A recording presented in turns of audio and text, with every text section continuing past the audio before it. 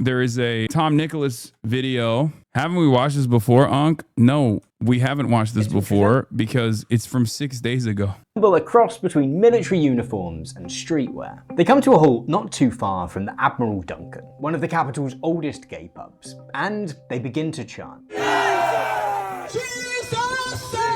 All of which is immediately undercut in their own video by this guy, who deploys the classic British response to seeing odd behaviour in public, which is to pull a funny face. The activists are members of the King's Army, which describes itself as a non-denominational evangelism. King's Army is an evangelistic army. Oh my God, the LARP needs to stop, brother. What what level of LARP are we on right now? That is crazy. Bro, this looks like a Red Alert cutscene. They got the Proud Boys over in England. This is unironically lamer than even the Proud Boys, which I didn't even think was possible. I did not think that it was possible to be even more lame than the fucking Proud Boys. Army, a coalition of Christians from all walks of life, locking arms together in unity under the banner of our King, to advance the gospel, raising the standard and pushing back darkness. Wait, there's no way they got the CRT lines themselves, right? Like, not CRT in the way that we know it now, but like the OG television lines. Like that's got to be added by that had to be added by Tom, right? There's no way that they added it themselves. As we plunder hell to populate heaven. Which all sounds very grand. In practice, it ends up looking like a cross between the Cub Scouts and if Baz Luhrmann did Henry V. We're mobilizing a joint task force made up of every denomination, the audio age, levels are crazy, social class, race, and color to play their part in this holy salvation war. A month later, the King's Army's self-appointed Field Marshal, Scott McNamara, gave an interview to the evangelical magazine Premier Christianity about the demonstration. There, he expressed shock that some people in the secular press and on social media had interpreted the stunt as homophobic. "We don't get caught up in politics," was his carefully chosen line. And look, perhaps their choice of location... I'm apolitical, bro. You know, yeah. What do you mean? He's just the apolitical guy. He hated politics, okay? And the maximum apolitical position is to just be in support of that guy, obviously. Was merely unfortunate. Perhaps their description of Soho as London's sex district in the caption to the video of the chanting that they uploaded to Facebook was made entirely without judgment. But McNamara's claims that they don't ever get caught up in politics are somewhat undercut by the fact that 2 months previously, the group had organised a protest outside 10 Downing Street and then the Houses of Parliament opposing the legalisation of assisted dying. House of Lords!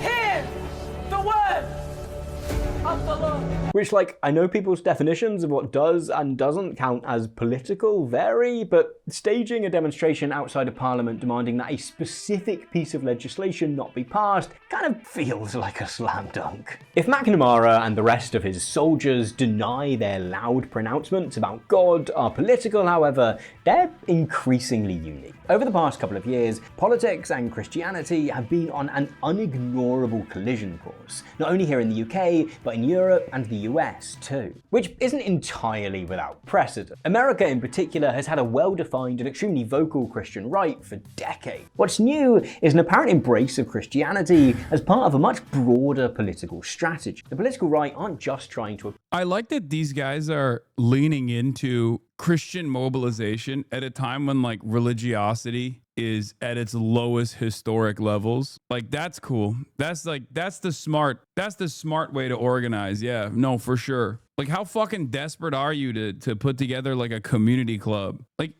unironically, it is better to tap into football hooligans than this, okay? Tapping in the historic way to fascist soccer clubs and ultras is probably an infinitely better approach than trying to do it on the boundaries of evangelical Christianity, a concept that is relatively foreign to the average Brit, a concept that is also off-putting to more and more younger people anyway. Like, America spent a good deal of time building this sort of movement and building the base of support, building the churches, funding the churches. And even then, their primary gripe wasn't even spreading evangelical Christianity everywhere. It was actually to tackle desegregation, okay? For a lot of people who are unfamiliar with the history of the modern evangelical right in the United States of America, it was Paul Weyrich, who was himself Catholic, ironically enough, and his invention of the moral majority. Paul Weyrich, who was Catholic, realized that at the time of desegregation, a very successful method of organizing in polite society was actually around the boundaries of religious freedom. That is how he designed the entire modern evangelical Christian right-wing movement. Appeal to Christian voters, they're placing God front and center of their political messaging for everyone. This is like an old-time revival, isn't it? An old-time revival. A cross on wheels is dragged around the Charlie Kirk Memorial Rally in Arizona. A bishop of questionable credentials preaches to an anti-immigration march in London. Peter Thiel delivers a lecture series on the Antichrist. British MP Danny Kruger asserts the inherent Christianness of England in Parliament. All politics is religious, and in abandoning one religion, we simply create a space for others to move into. And then there's the conversion. It's not just J.D. Vance discovering Catholicism or Russell Brand conveniently being baptized just as the allegations. Jordan Peterson goes to church now, as does the bell curve author Charles Murray, as does, of all people, Joseph Rogan. That's true, but also I think even one of the more shocking ones, I guess it's not super shocking if you know how like the anti-theists operated always, was it Dawkins that said that he is culturally Christian?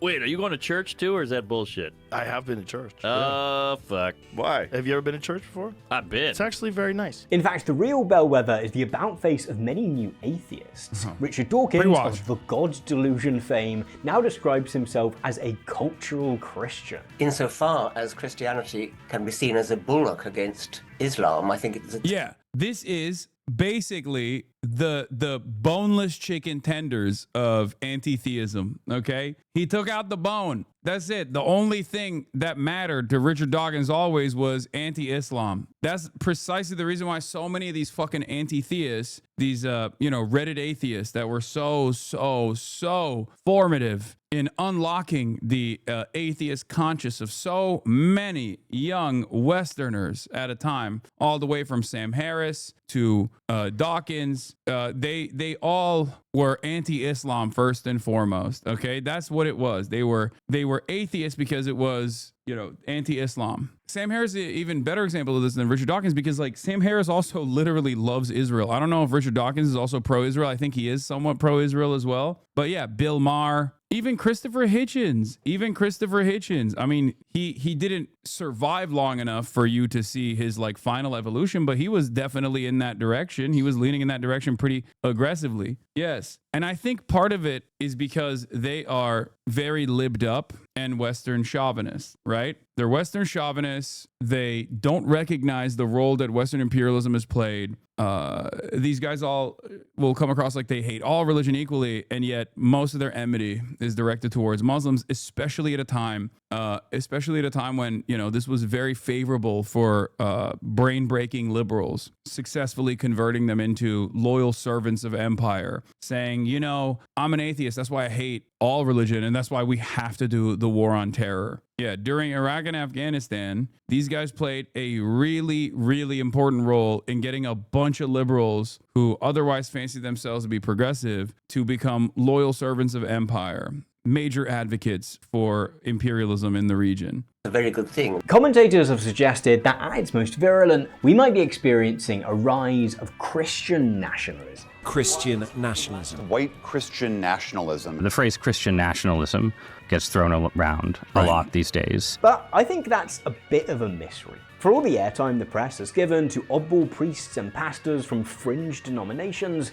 Isn't Dawkins famously fully against Christianity and any other religion? You literally just saw a screenshot of him saying he's actually culturally Christian now. I think one of the most annoying parts about at least Sam Harris's work, or especially Sam Harris's work, is that it's so clearly, the double standard of Sam Harris's attitude is so clearly demonstrated at the peak of the intellectual dark web. at the time, like I said, at the peak of the intellectual dark web, when Sam Harris was like aligned with the Joe Rogans of the world and whatnot, he always would find himself saying like, well, these young white men, they find themselves in the throes, they get really upset, and then they have mental health complications. If you're gonna do bad analysis, if you're gonna factor in the dogmatic approach that religion bakes into people's collective consciousness, you should do it across the board. You should be talking about Christian nationalism. Perhaps as an American citizen, you should be talking about Christian nationalism far more than you should be talking about the radicalizing factors of Islam, right? The reality of the matter is, as I've always maintained the position, that I'm much more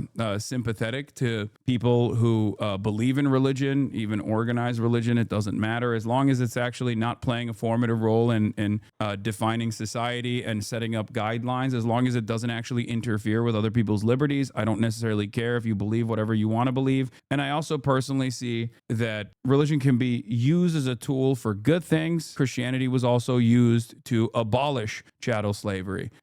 Liberation theology played a formative role in the abolition of slavery, just like any other ideology. Obviously, it's a little bit scarier because it's dogmatic, it's dogma, it's unquestionable, it's uncompromising. But just like any other form of ideology, you can use it for good or for evil. Okay, there's good lessons in there. It's a social organizing tool. There's good lessons in there. There's bad lessons in there. The reality is that whatever apparently Bible-inspired policies conservatives might be pursuing are the least important and interesting part of any of them. And while the apparent rise of so-called Christian nationalism is surely worrying, there's every chance that conservatives' current decision to cling to the cross is not the sign of political strength, but of political weakness. Look at this photograph. This is a snap of JD. Look at this photograph! It was taken in the Cotswolds in the west of England while the Vice President was visiting the UK this August. In particular, it was taken at a barbecue that but this is the only publicly available photo of that barbecue is unfortunate. Because the other guy... Calling atheists, Reddit atheists is fucking stupid. I know. The number one, this community is like 70% atheist. This community is like 70% atheist and agnostic, and they fucking lose their minds anytime I say anything about militant anti-theism. They just lose their fucking minds. They feel like I'm oppressing them. It's so close and personal. For the 70% in this fucking community, be chill. You behave like fucking vegans, okay? Like not the cool vegans, but the annoying vegans. It's the most like Reddit approach to understanding the world, okay? If you cannot comprehend what I'm saying, I have a nuanced approach, okay? I have a nuanced approach to people believing whatever they want to believe. I think you have to have a nuanced approach to a diversity of opinion on things such as this, especially if you are a socialist or a communist or a leftist of any sort, any variety. We live in especially if we live in the Western world, the overwhelming majority, if not damn near entirety of the Western hemisphere unconditionally and uncompromisingly believes in capitalism being the best organization of the economy. That is, in my opinion, something that we must tackle far before we talk about the role that organized religion plays in the design of society, because I see organized religion as simply a tool that the capital-owning class wields in the direction of dividing the working class. But religion can be an organizational tool that helps people as well. Anyway, if you want to have a mass movement, you're going to have some religious people in that mass movement. Obviously, on the internet, on twitch.tv/HasanAbi, you don't need to do that. You don't need to factor in religious people. Like I said, 70% of this community is atheist. But in the real world, there's going to be religious people that want to do right by others. In this picture, Thomas Skinner, is almost completely irrelevant to the topic of rising Christian conservatism in global politics. Worse still, he's such a weird and wonderful character that it kind of breaks my heart to not be able to squeeze in a sidebar in which I tell you everything about him. One thing I will do, and anyone that knows me will say this, I will give it my best shot. Relax, drink a Stella, you know it make you feel better. You know me, I never, ever, ever look when I pour me gravy, because I'm the absolute governor, of course. He's Tom Skinner, Tom Bosch is...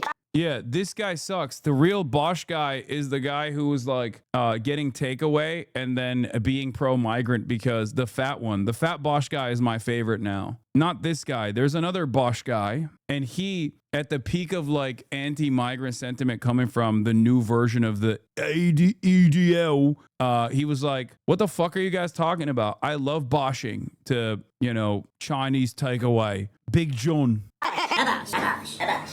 Stay strong, Tom. Vance's trip to the UK wasn't an official one. He was here with his family as a private citizen on holiday. But that didn't mean that he wasn't working. It simply means that outside of a brief carp fishing trip with David Lammy, he was able to snub members of Britain's ruling Labour Party in favour of catching up with— I know you've been traveling and you're Mr. Worldwide now, but you're American and we call it takeout, not takeaway. —fellow travellers on the political right. The most important of these meetings, to my mind, was this barbecue. Because alongside Skinner, Vance had invited two further guests with a little more political and intellectual— flag shagging by day, tikka masala by night. Fucking hell.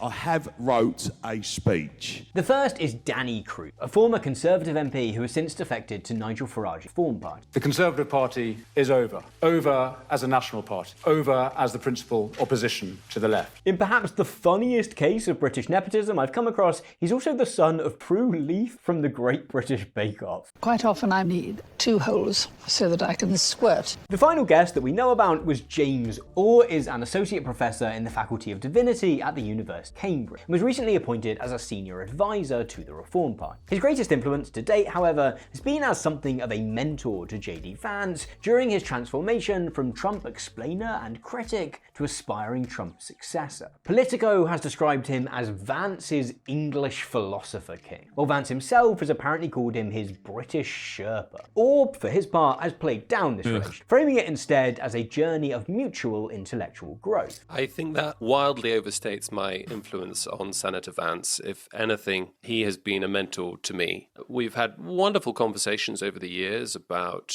politics, political philosophy, faith, religion. Senator Vance and I have a sort of kind of camaraderie on trying to work out what the new right should look like in the 21st century. That question of what the new right should— the concept of a Catholic convert hanging out with like the OG anti-Catholics is not lost on me. They try to build an American-style evangelical Christian movement in England. Again, what the fuck is happening? It's like an Ouroboros. It doesn't make any sense. All of the historic struggles and all of the historic enmity that has existed in these places are utterly irrelevant. Like the new defining principle of the fascist, the organizational tool of the international fascist movement is just white nationalism. They'll take anybody and everybody. Look like is the beating heart not only of JD Vance's relationship with Orr, all of these conversations surrounding conservatism and Christianity. Because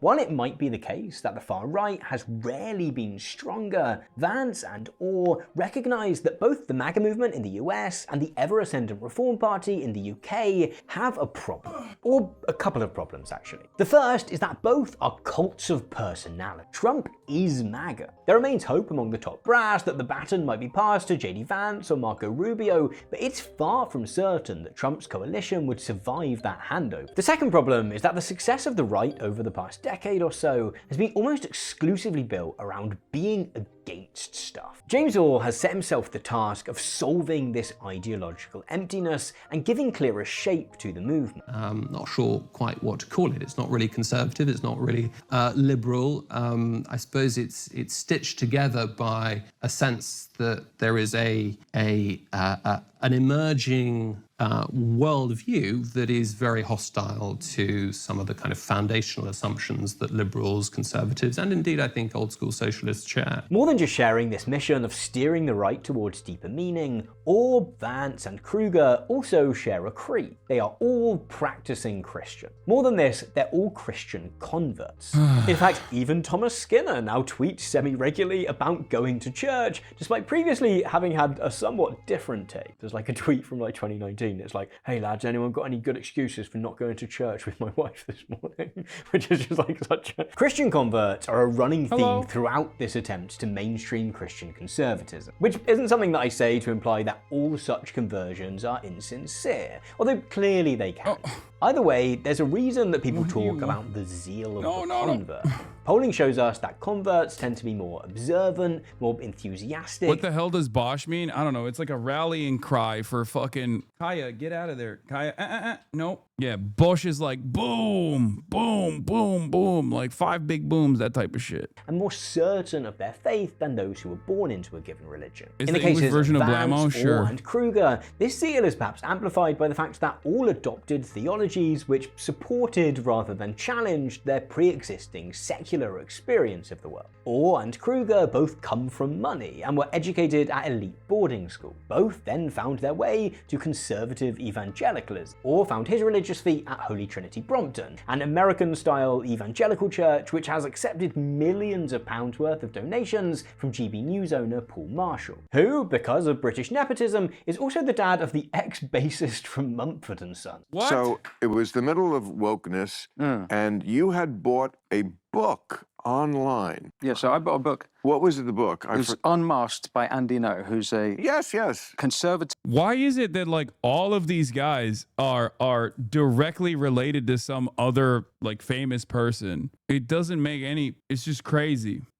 Journalist whose beat is Antifa and the BLM riots. Even if it was Mein Kampf. I was thinking about this a lot, and I think the reason why, at least historically, and I think like in contemporary society, it's a little bit different in England, but at least historically, like the working poor organized on the boundaries of socialism and with like a pro-labor stance and like despise Margaret Thatcher and stuff like that in England, as opposed to in the United States of America, where like there is a fuck ton more lumpen proles, or even people who are just objectively proletariat but despise pro-working class politics, is because there is no stratification of class in England. It is directly in your face because they have, you know, lords and shit still. They have like remnants of old school monarchy backed, well-defined concepts like that. The nobility is directly in your face. And that's the reason why I think working class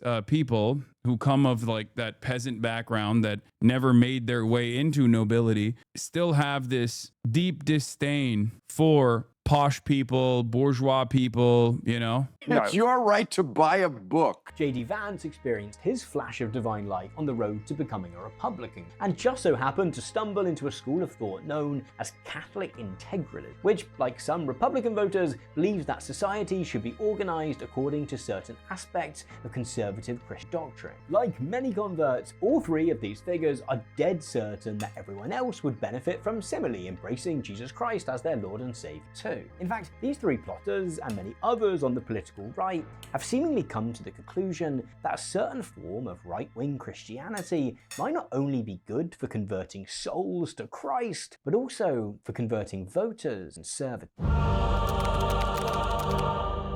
So I guess we need to talk about Christian nationalism, which is a phrase that you might have heard a lot lately as a way of describing the new Christianized politics of the right. And we could spend a bunch of time doing the classic video essay thing of tracking this ideology and its history and how it differs from country to country, but we're going to make do with the lightest of over. Partly because when it comes down to it, I'm not convinced that Christian nationalism is as important a part of this story as we're led to believe. And secondly, because it's just not that hard of a concept to get your head around. At its broadest, Christian nationalism is a belief and practice which, as Encyclopedia Britannica puts it, seeks to create or maintain a legal fusion of Christian religion with a nation's character. An American Christian nationalist is someone that believes America is a Christian nation and the government ought to keep it that way. Like in many belief systems, there's a spectrum to this. Class mobility isn't possible in the UK the way it is in America. Even if you succeed, you're still lower class. Hard for Americans to understand. Wait, fuck? The fuck? Class mobility doesn't exist in America either. So it's a lie. That's precisely my point. Class mobility is a lie, but Americans are more,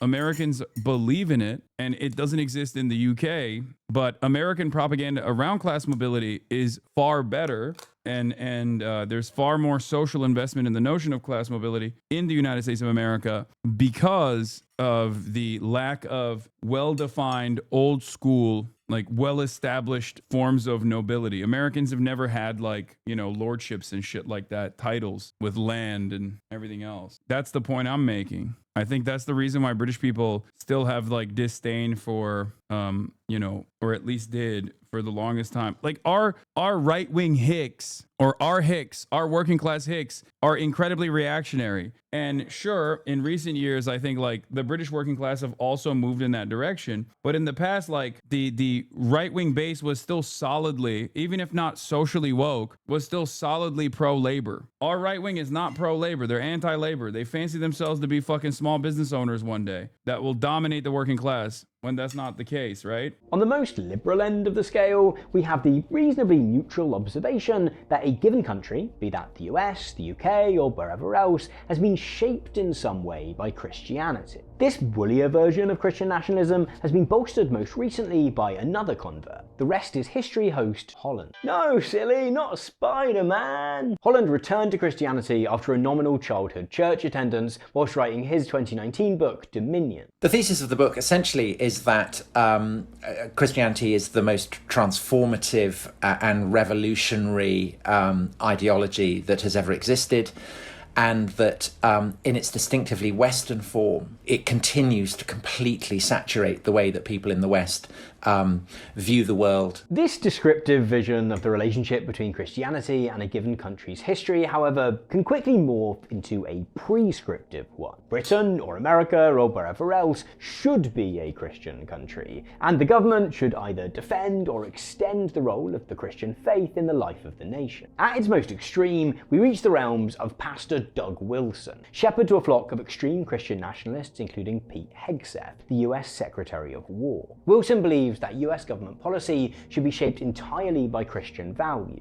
or more specifically, his own ultra-conservative theological views, including a rolling back of women's right to vote and a reinstatement of laws against sodomy. The collectivists who are in power now use the power of the sword to extort money from middle-class working taxpayers in order to Notice how all Christian organizing of this sort is first and foremost anti-communist and anti-socialist. Interesting. Because like if you look at the principles of any organized religion, sincerely, and the things that Jesus Christ did, he's not a fucking capitalist guy at all. He's a objectively socialist. And yet, for some weird reason, all of these guys actively defy those teachings. They avoid talking about it. They avoid thinking about it. They avoid thinking in general. And their propaganda is almost actively anti-socialist in nature, anti-communist in nature. I wonder why. Distribute that money to other people who shouldn't be getting it. That's how they use their power. If we had power, we would stop abortionists. In truth, Christian nationalism is always a deeply conservative Christian nationalism, for two simple reasons. The first is that the nationalism part of the equation just tends to be anathema to liberal Christians, who tend to celebrate coexistence with other religions rather than wanting to win some clash of creed. The idea of pursuing a politics which actively excludes non-Christians and non-Christian perspectives is likely to horrify. The second is that any Christian nationalist is always going to be driven by the aspects of their theology which explicitly differ from mainstream secular politics. If you're a pro-choice, LGBT-supporting, feminist Christian, there's a vibrant enough current which is supportive of those things within secular politics that you don't necessarily need to channel it through your faith. Christian nationalists almost always attempt to frame their desire to reshape their country's politics around the Bible as a return to some pre-existing state rather than some novel revolution.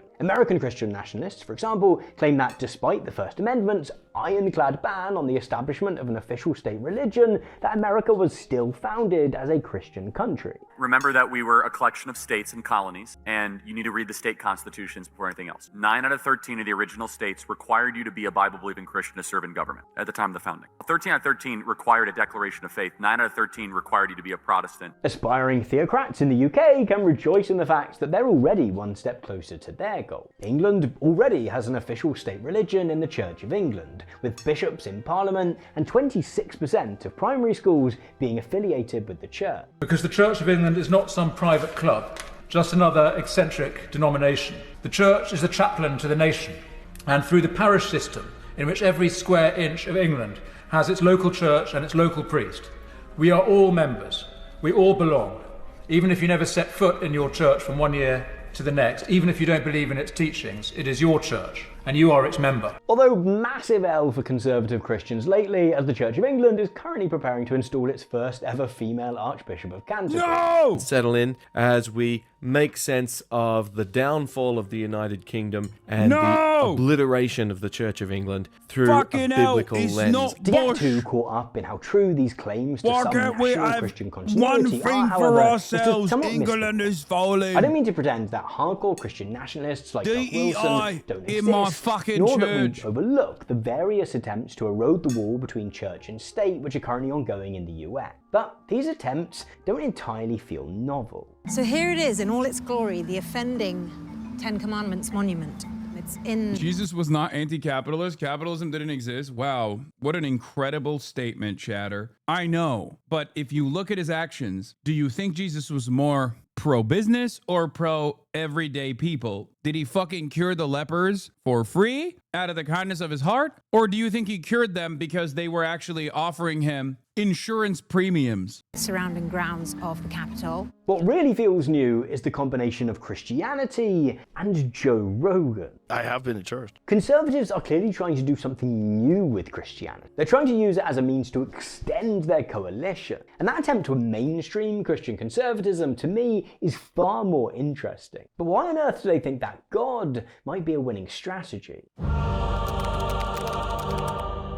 To understand the recent increase in religious rhetoric among the right, you have to understand that many Christians across the political spectrum are currently under the impression that there is an ongoing resurgence of Christianity in the West. The roster of high-profile conservatives who have recently converted, they believe, has been accompanied by a new wave of young people who are also finding God. There is a real revival of religious conviction in our culture, not just our culture, but across the West. It's a real thing. We can officially say that now. It's a narrative which seems pretty plausible if, like me, you spent a month researching a video. Bible lovers, when they're faced with the fucking quote, a rich man has a harder time getting through the gates of heaven than a camel through the eye of the needle, will very quickly turn around and be like, they didn't mean it. They didn't mean that shit, bro. That's different. It's because a rich man is Sigma Grindset, and they were actually talking about, needles used to be real big, camels used to be real small, actually. Or even if it was difficult for a camel to get through the eye of the needle, virtually impossible, they're basically saying rich men are doing Sigma Grindset anyway, so they're grinding their way into heaven, to the gates of heaven. On contemporary Christian politics, and now have a TikTok feed peppered with videos of trendy young converts going to church or to Christian music festivals. When we were worshiping earlier in the tent,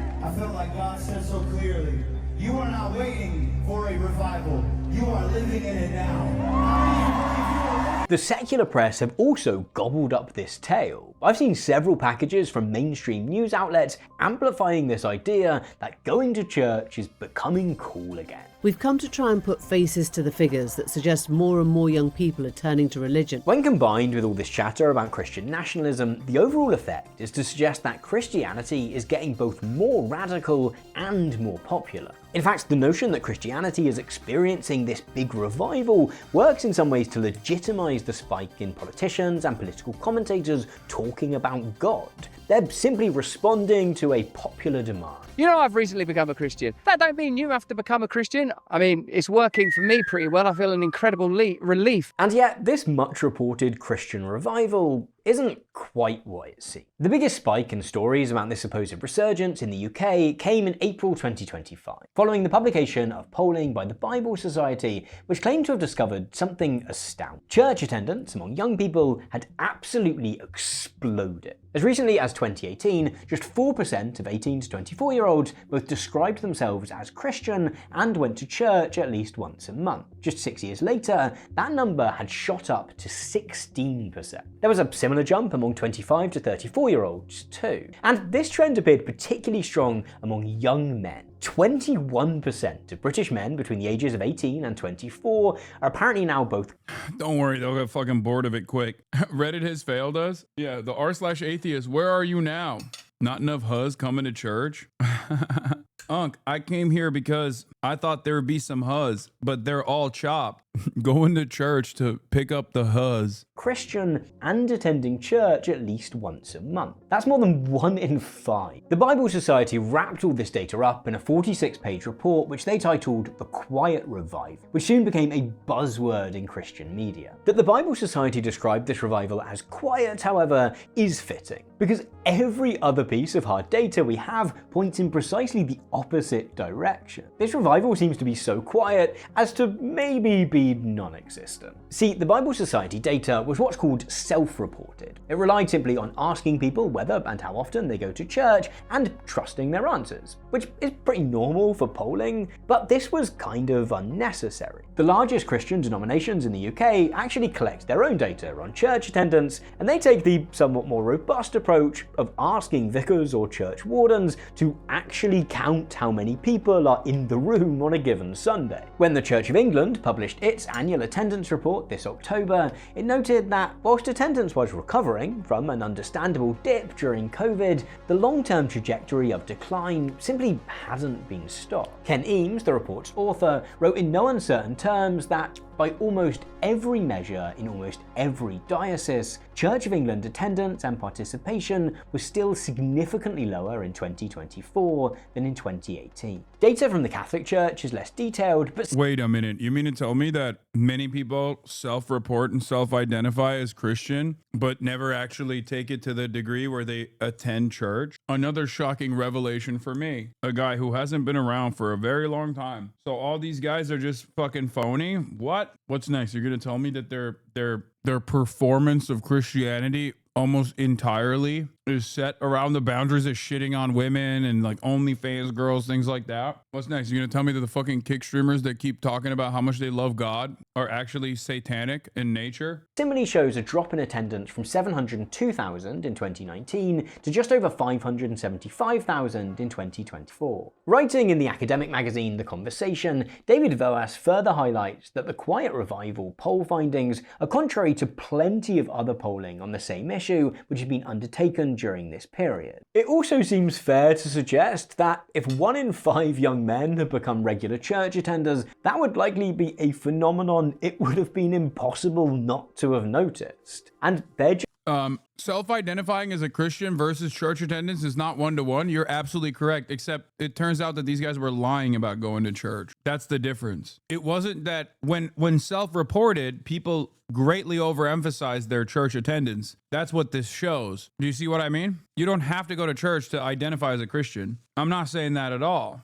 But these guys very clearly associate being Christian with church attendance. Therefore, they find the need to lie to whatever the Bible group that was conducting this poll. Not even God can get Gen Z to go outside, man. Shaking my head, yeah. Just aren't stampedes of young lads marching down the street at 8:45 a.m. each Sunday morning. Voas pointed to several reasons the poll might have been flawed. He highlighted in particular that respondents to YouGov polls of this type are both self-selecting and are paid for their responses. This can open up the possibility of people just trying to crack through responses rather than giving accurate information. Polling also just isn't a particularly good way of measuring things that people do. Not only are people prone to lying to make themselves sound good, but lying about whether and how often one goes to church is the classic example of something that people choose to lie about. It's not only that we're going to church services less. Actually, I have to report to you that there's recently been some research by sociologists in which they've checked up the answers to public opinion polls.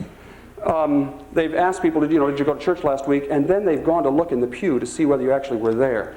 And I have 2 disturbing bits of evidence to report to you. First of all, we fib a lot when we're asked that question. Commentators who would quite like the Quiet Revival narrative to be true have attempted to defend this outlier finding through various means. It's happening in... I do think it's pretty funny. Lying about going to church is so fundamentally Christian. entirely in smaller denominations, or vicars are counting wrong. The biggest reach I found was from the authors themselves, who suggested that the new converts might be tuning in via Zoom, but they're all sharing laptops and so are being undercounted that way. Yeah, and if I accounted for all the people who are getting together to watch my YouTube videos in cinemas, I'd probably have bigger numbers than Mr. Beast. The reality is that this uptick in church attendance is most likely just bunk. It simply isn't happening. If this is the case, it mirrors a similar phenomenon in America, where articles celebrating a supposed revival are countered by data which shows that, best, the proportion of Americans going to Christian churches has stabilized after decades of decline. If the Quiet Revival report has any truth to it, then it doesn't seem to have found that young people, and young men in particular, are going to church more, but simply that they're lying about going to church more. Which might actually be more interesting than if they were actually showing up. See, the comparable data from the US is pretty revealing here. The results of the Pew Research Center's 2023 to 2024 Religious Landscape Study found that 18 to 24-year-old men were now slightly more likely to identify with a religion than women of the same age. This marks a massive turnaround in a country where women have historically felt more compelled to warm the pews on a Sunday morning. Get up, Homer, it's time for church. Want to go. Interestingly though, where young men are more likely to describe themselves as religious, they're still less likely to regularly pray or even to say that their professed religion is very important to them. It's important to caveat that the overall trend of both religious identification and church attendance is still one of wholesale decline. If anything notable is taking place at all, it is a tiny bump in the number of young men identifying as Christian, either directly or by lying about going to church. That they're not actually turning up or praying or saying the religion they've adopted is all that important suggests that faith itself isn't all that key to this. Instead, the identification is the goal. The chatter said, isn't this all because heaven is Chinese? The answer is yes. Yeah. It's just weird. Like, you don't have a problem with it, right? You don't have a problem with it being Chinese, but like, it's just kind of surprising that it is, you know? Like, you just didn't really think that it would be Chinese, but it is. In fact, more than simply debunking the part of the Christian nationalist narrative which suggests that an advocacy for religiously informed policymaking is a response to a quiet revival in their faith of choice, all of this actually reveals a lot about why conservatives have become so obsessed with God in the first place. When faced with footage of tracksuit-wearing evangelical Christians marching into Soho, or photos of J.D. Vance talking with members of the Reform Party, it can be easy to frame British Christian conservatism as an imported offshoot of the American Christian right. The charismatic, low-church evangelicalism of some of these recent displays, after all, shares far more with American megachurch culture than it does with traditional high-church Toryism. Hello, I'm Geraldine. Believe you're expecting me. No, I'm expecting our new vicar. Unless, of course, you are the new vicar and they've landed us with a woman. Some sort of insane joke. Finally got a clip from the Vicar of Dibley into a video. Wait till I get started on the episode where she has to eat all the Christmas dinners, which I mention all the time. This isn't entirely inaccurate. King's Army Field Marshal Scott McNamara lives in Orlando, Florida. And oh my God. I'm sorry. Have some fucking decency. Have some self-respect, British people. Of course, if you're a British racist, you're not exactly known for having any decency whatsoever, but it is pretty remarkable that the main guy, oh my lord, your main guy lives in Orlando? He's a Floridian. British evangelical Floridian. Yeah, this movement has no legs, I promise you. Trinity Brompton, which is the spiritual home of evangelicalism within the Church of England, was heavily inspired by the Association of Vineyard Churches in the US. And because of British nepotism, the key link is Eleanor Mumford, who is the mum of Marcus Mumford from Mumford & Son. Usually there's no Mumford & Sons references in my videos. And, you know, this one we've had 2. What about 3 if you count my shirt? Nevertheless, the current attempt to use Christianity to give new meaning to the mainstream political right perhaps has greater origins in Europe than we might like to admit. In 2017, Rogers Brubaker wrote an article in Foreign Affairs outlining the emergence of a new set of rhetorical tropes among populist anti-migrant politicians in Europe. Figures like Marine Le Pen and Geert Wilders, he wrote, increasingly positioned themselves as defenders of a Judeo-Christian European civilization rather than only their own national culture. This was despite the fact, he continued, that Europe is the most secular region of the world with extremely low rates of church attendance. Christianity, he argued, wasn't being used out of any particular commitment to the faith itself, but as a locus of cultural identity. I will never be silenced, and I will never follow in the footsteps of those. My favorite is when these dipshits will go to CPAC, this time in Hungary, as Geert Wilders did here. Remember, It's an American Conservative Political Action Committee, okay? They're in Hungary. This guy is from the Netherlands, and they'll sit there without a shred of irony and rail against globalists. And it's like, brother, what do you think is happening here right now? What do you think is happening at CPAC Hungary? Why is there a CPAC Hungary? Why are you at the CPAC Hungary? I am Dutch. Geert Wilders understands very well that he is part of a global fascist movement. It's just a quiet part you don't say out loud. No, I know. I know he does. We haben ein serious problem. He's Asian? Wait, really? Is he actually? I heard that there was also, wait, he's Indonesian? What the fuck? Boris Johnson's Turkish. Geert Wilders is Indonesian. Wow. Wow. Rare Asian L for sure. Well, Tim Pools is also another rare Asian L when you think about it. He wears blue contacts? Oh God, that's so fucking lame.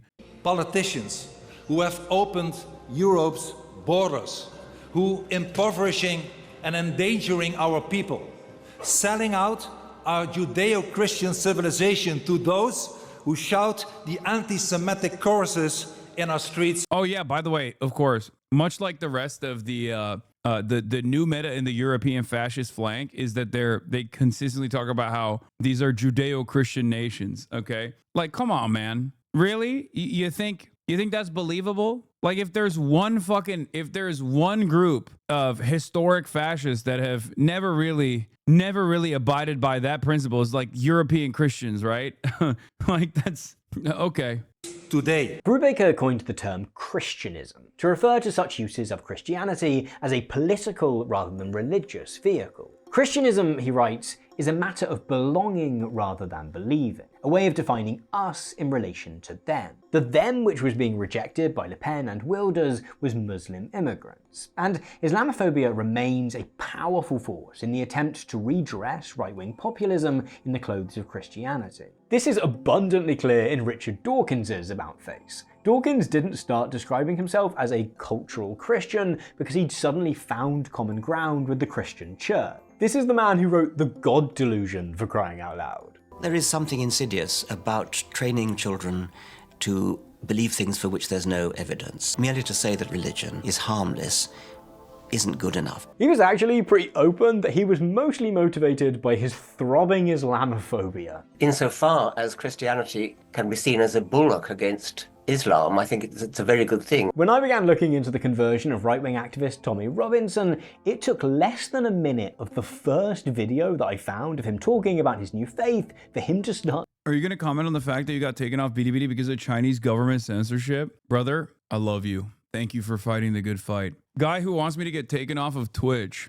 Entire communities that spend every waking moment being like, Hasan, why isn't he not banned yet? Why isn't he banned yet? Why isn't he banned yet? Being like, I can't believe you got taken off of Bilibili. Which one is it? Do you agree with the Chinese government that I should be banned off Twitch as well and all of these other social media platforms? Who said I wanted you off Twitch, lol? The communities that where this sentiment is coming from. The LSF watchers. Different social media platforms have different rules and different restrictions. Do I agree with it? No. There's plenty I don't agree with in terms of Twitch restrictions as well. But you gotta play ball. They hit the rare China W. I know. And initially it was for having Twitch chat, but we don't know why the second time the administrator removed the stream. But we'll see. I'm still waiting for updates from the BDBD team. Not that I give a shit. I think it was because it was most likely because I was on Twitter. It is seen as a way to circumvent like a platform-wide terms of service violation, which is to show other social media platforms. Brother, I'm a fan of you, and I did not know that your haters are genuinely sick in the head, obsessed. It's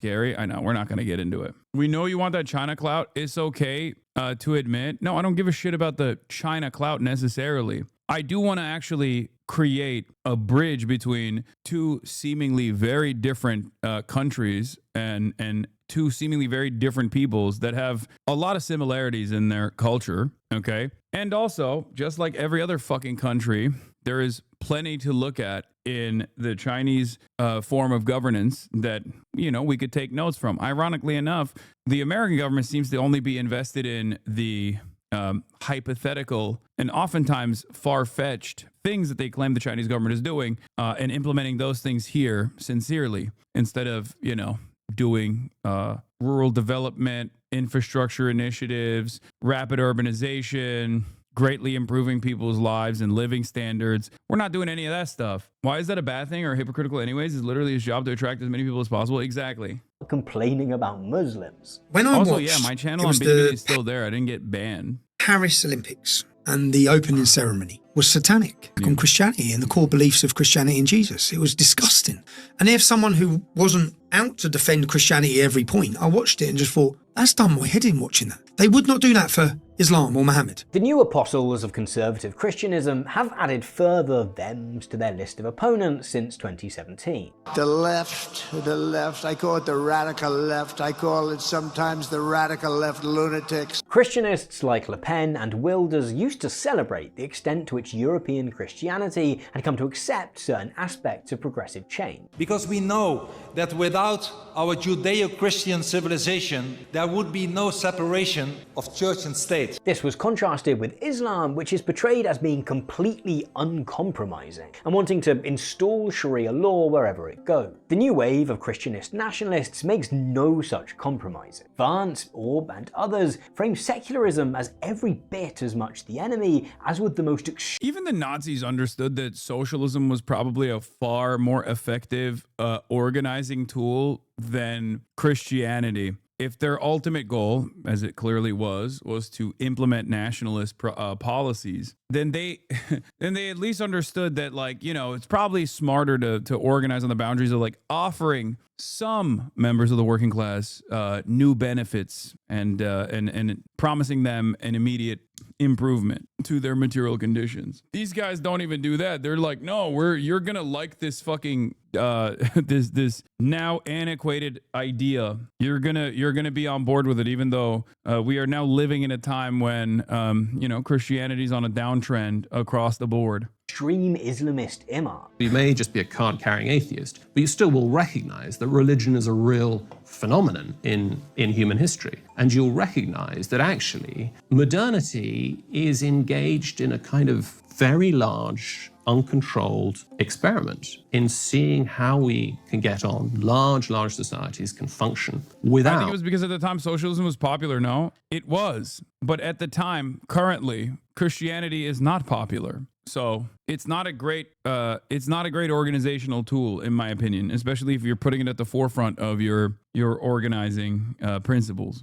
The one thing that all human societies up until, in the scheme of human history, 5 minutes ago, had as central. There's a generous reading of this, which sees them as merely mourning the loss of religion in the abstract as a means of community and shared meaning. It remains Christianity in particular which is being mourned. Through all these long years, from the time of Alfred to the time of Victoria, it was assumed that a nation was a community of common worship and that our community, this country, worshipped the Christian God. Then in the 20th century, another idea arose, that it is possible for a country to be neutral about God, that the public space, the public square was empty of any metaphysics, that the route to freedom lay through the desert of materialism and individual reason, no hell below us, above us only sky. Furthermore, Christianist nationalism is conservative Christianist nationalism. Liberal Christianity appears in these conversations as an oxymoron. My final claim is progressivism and Christianity are at odds. The result is that the obsession... Yeah. OG fascists saw the utility of social democracy for a select ethno-racial minority to protect capital. Fascists today are trying to replace the social democracy with a religious state. Yeah. And it's also not even hiding that it's like hyper-capitalist. The reason why liberalism is failing is not because of woke. Liberalism is failing because it is first and foremost beholden to defending capitalism. That's the reason why liberalism is failing. So even not to give the racists like,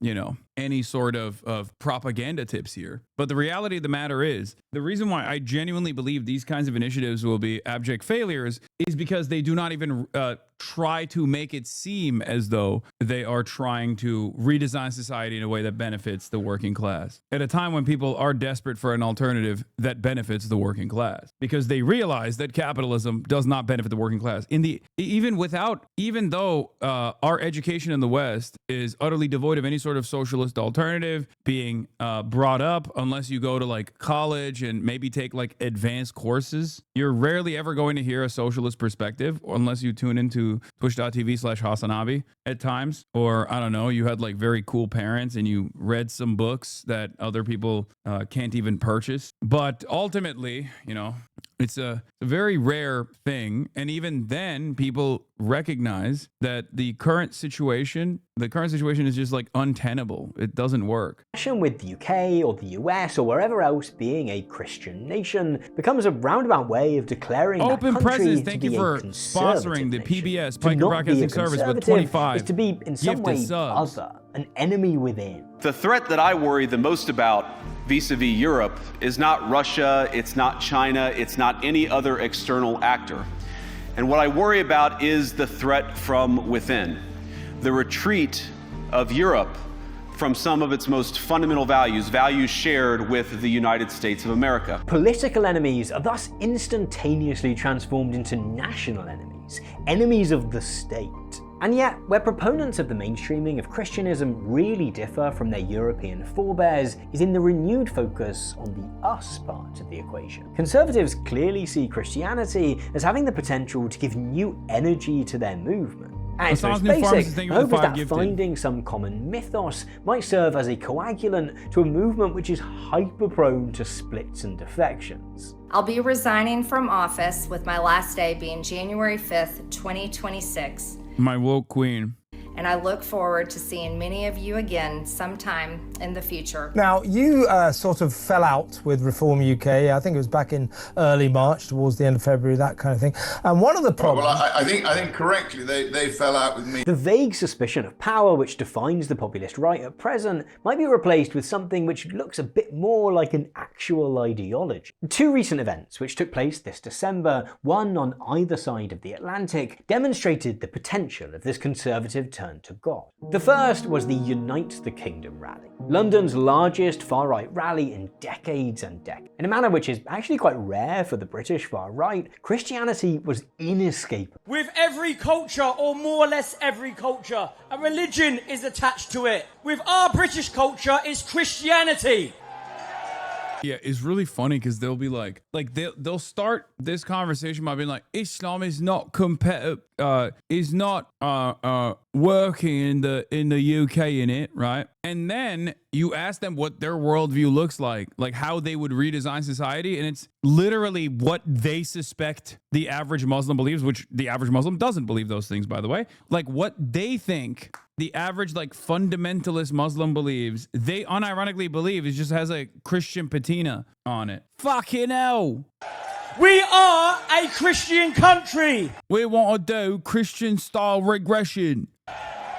We adhere to Christian values, principles and morals. People talk about our culture being Christian. They've forgotten that we are constitutionally Christian. What do you think these flags represent? They represent various saints of our country. They are Christian flags.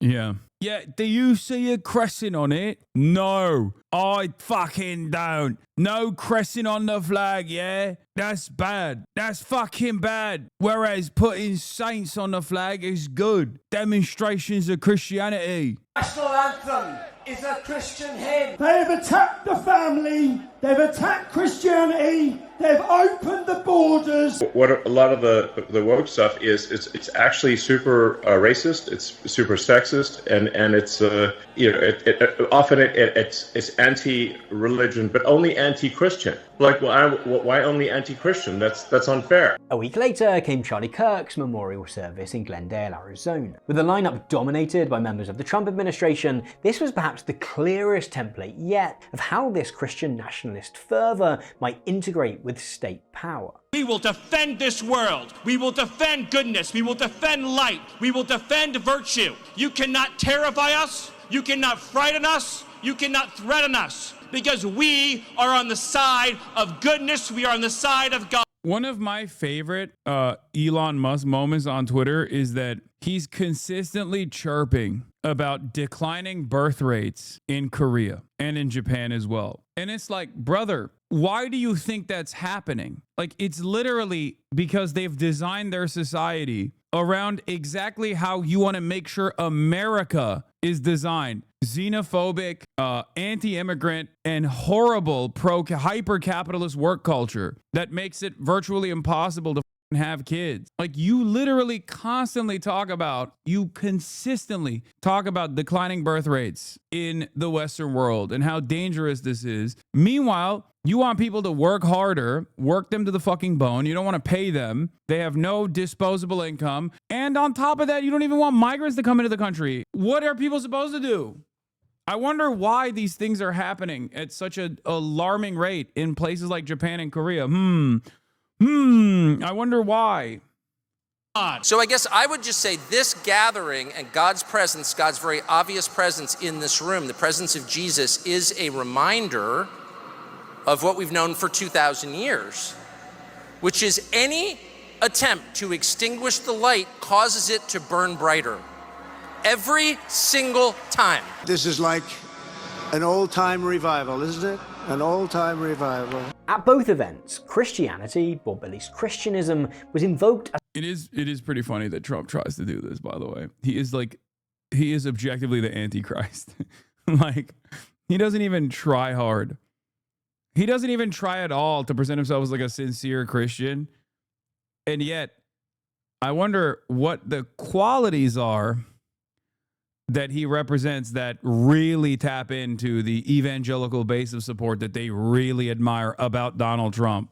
I wonder what it is, because it's certainly not that he even tries to present himself as a godly man. As a source of internal political energy. Not something to be opposed to, but to stand for. It also works to graft a history onto a populist right, which kind of lacks one. Why did I become a Catholic? I mean, there are all these things that I could point to, but one, I really liked that the Catholic Church was just really old. As the age of non-committal irony passes and people search for sincerity, all this helps to transform MAGA, the Reform Party, and the various insurgent right-wing parties of Europe from relatively young, unknown entities into the inheritors of a 2,000-year Christian legacy. Passing the baton from Trump to Vance or Farage to whomever should follow him can thereby be framed as less significant than it once did. This appeal to Christianity is an attempt to build something bigger and long-lasting. But whether that's likely to work or not seems less certain. Watching conservatives get excited about the prospect of using Christianity to widen and deepen their coalition, it's hard not to see a political faction which is a little bit high on its own supply. Vance and his allies in the US will almost certainly have some success imparting a slate of Christian nationalist policies. And this will be a red rag to the Christian right, who are already besotted with Trump. How much any of this actually appeals to the wider tent which put Trump back in the White House, let alone anyone outside of the MAGA coalition, is another question entirely. Here in Europe, the climb is even steeper. What makes this particular political moment unique is that high-ranking conservatives clearly want to do more than simply co-opt the iconography of Christianity. They want to use actual faith and theology to recharge and sustain their movement. The challenge is that too many of those who they see as potential converts don't really have much interest in the actual substance of the faith, which questions how sustainable any of this is. Maybe Joe Rogan finds God. But if he or any of his listeners are only really popping their heads into church because it's currently on trend for conservatives to do so, it seems unlikely that they're still going to be going in 6 months' time. Others might quickly find that, while they do occupy that slightly woollier end of the Christian nationalist spectrum in which Christianity holds some cultural importance to them, they actually do think that the likes of Doug Wilson or whoever else are pretty nuts. It's easy to view the current collision of Christianity and conservatism across the West as a sign of a political movement at the height of its powers, which is finally able to enact its deepest desires. But there's every chance that what we're actually seeing is a movement which is stalling, playing the greatest hits, and which is about to find out that the deafening chorus that they think is singing along with them is really just in their heads. They're just desperately looking for a unifying factor that isn't on its face inherently bigoted. Because you have to market your fascism. You have to market your international fascist coalition project, right? And they can't just be like, oh, we're all fascists and we just want to like protect our country, even though they do say that they're nationalists sometimes, right? But like they have to find a positive galvanizing principle, because it can't just be around. It can't just revolve around like literally purging the migrants, because you'll reach a certain level of racist people that will be on board with that movement, but there still needs to be a value in the affirmative.